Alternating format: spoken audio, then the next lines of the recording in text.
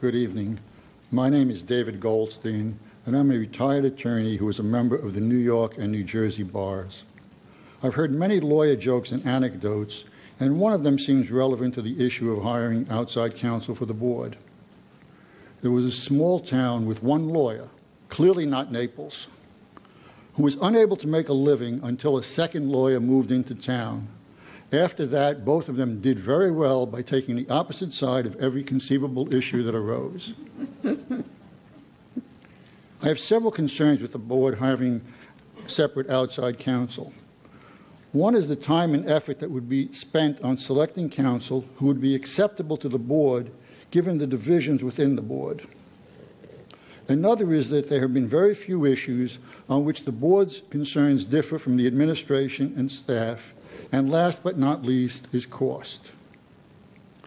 I've worked with Mr. Fishbane for long enough to know that he is a highly ethical attorney, and I know that if an issue were to arise where he felt there was a conflict between the board and the administration or the staff, he would be the first person to recommend the retention of outside counsel to deal with such a situation.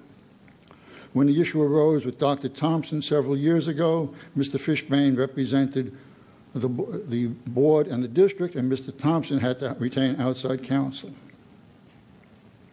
Notwithstanding my opposition to the board retaining outside counsel, I urge the district to hire another attorney to assist Mr. Fishbane. Many years ago, I had a colleague who since passed away who would remind me that the cemeteries were filled with indispensable people. As important as Dr. Patton is to the district, she is not indispensable. If she got run over by a truck tomorrow, we have able associate and assistant superintendents who could fill her role at least on an interim basis. However, if Mr. Fishbane got run over tomorrow, there is nobody on staff to fill the gap.